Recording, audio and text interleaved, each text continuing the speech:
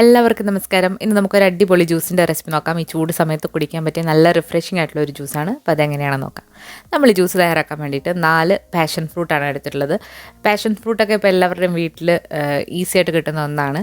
അപ്പോൾ ഇവിടെ വാങ്ങിക്കാൻ കിട്ടിയതാണ് ഇത്. പർപ്പിൾ കളറിലുള്ള പാഷൻ ഫ്രൂട്ടാണ്. അപ്പോൾ ആദ്യം തന്നെ നമുക്കതൊന്ന് കട്ട് ചെയ്തതിന് ശേഷം അതിൻ്റെ ഉള്ളിലുള്ള പൾപ്പൊന്ന് ഒരു പാത്രത്തിലേക്കൊന്ന് മാറ്റാം. ഈ പാഷൻ ഫ്രൂട്ടിന് അത്യാവശ്യം നല്ല പുളിയുള്ള പാഷൻ ഫ്രൂട്ടാണ്. പക്ഷേ അതേസമയം നമ്മുടെ നാട്ടിലും ഇതുപോലെ പർപ്പിൾ കളറിലുള്ള പാഷൻ ഫ്രൂട്ട് എൻ്റെ വീട്ടിലുണ്ട്. അപ്പോൾ അതിന് നല്ല മധുരമാണ് പഴുത്ത് കഴിഞ്ഞാൽ. പല ടൈപ്പിലുള്ള പാഷൻ ഫ്രൂട്ട് കിട്ടും. അപ്പോൾ നമ്മളെല്ലാം ഒരു പാത്രത്തിലേക്ക് ഇട്ട് കൊടുത്തതിന് ശേഷം അതിലേക്ക് 1 കപ്പ് വെള്ളം കൂടെ ഒഴിച്ചിട്ട് മിക്സിയിലിട്ട് ചെറുതായിട്ടൊന്ന് ബ്ലെൻഡ് ചെയ്തെടുക്കാം.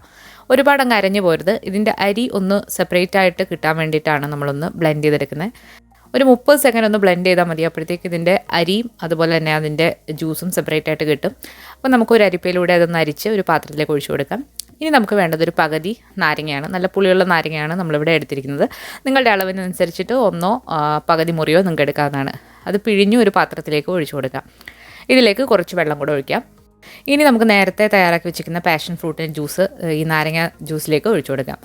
നന്നായിട്ടത് മിക്സ് ചെയ്ത് കൊടുക്കാം. ഇനി നിങ്ങൾക്ക് ഇതിലേക്ക് ആവശ്യത്തിനുള്ള വെള്ളം കൂടെ ഒഴിച്ചിട്ട് കുറച്ച് പഞ്ചസാര ഇട്ട് കൊടുക്കാം. വെള്ളം നിങ്ങളുടെ അളവിനനുസരിച്ചിട്ട് നോക്കിയിട്ട് ചേർക്കാം. ഇനി നമ്മളിതിലേക്ക് പഞ്ചസാരയാണ് ഇട്ട് കൊടുക്കുന്നത്. പഞ്ചസാര നിങ്ങളുടെ ഇഷ്ടത്തിനനുസരിച്ചിട്ട് 1-2 ടേബിൾ സ്പൂൺ ഇട്ട് കൊടുക്കാവുന്നതാണ്. അപ്പോൾ നമ്മളിവിടെ 2 ടേബിൾ സ്പൂൺ പഞ്ചസാരയാണ് ഇട്ട് കൊടുക്കുന്നത്. പഞ്ചസാരയും കൂടി ഇട്ട് കൊടുത്തതിന് ശേഷം ഇത് മിക്സിയിലിട്ട് ഒന്നുകൂടെ ഒന്ന് അടിച്ചെടുക്കുകയാണെന്നുണ്ടെങ്കിൽ നല്ല ക്രീമി ആയിട്ട് ഇത് കിട്ടും. നമ്മളിവിടെ എടുത്തിരിക്കുന്ന പഞ്ചസാര ഒരു പ്രത്യേകതരം പഞ്ചസാരയാണ്. അപ്പോൾ ഞാൻ ഇതിലിട്ടതിന് ശേഷമാണ് പഞ്ചസാര ഇത് ചെറുതായിട്ട് പിരിഞ്ഞു പോകുന്നൊരു പഞ്ചസാരയാണ്. നമ്മൾ ഏതിലിട്ട് കൊടുത്താലും പഞ്ചസാര ചെറുതായിട്ടൊന്ന് പിരിഞ്ഞു പോകും. അതുകൊണ്ടാണ് ഞാനിത് അടിച്ചിട്ട് ഗ്ലാസ്സിലേക്ക് ഒഴിച്ചപ്പോൾ 2 ലെയറായിട്ട് വന്നിട്ടുള്ളത്. ആദ്യം അടിച്ചപ്പോൾ ഇങ്ങനെ നല്ല ക്രീമി ആയിട്ടിരുന്നു. പക്ഷേ ഇത് കുഴപ്പമൊന്നുമില്ല, നല്ല ഭംഗിയുണ്ടായിരുന്നു ആക്ച്വലി ജ്യൂസ് ആ ഗ്ലാസ്സിലിരിക്കുന്നത് കാണാനായിട്ട്. അപ്പോൾ നിങ്ങൾ എടുക്കുമ്പോൾ മിക്കവാറും ഇങ്ങനെ ഒറ്റ ഇതിലായിരിക്കും ഇത് കിട്ടുക.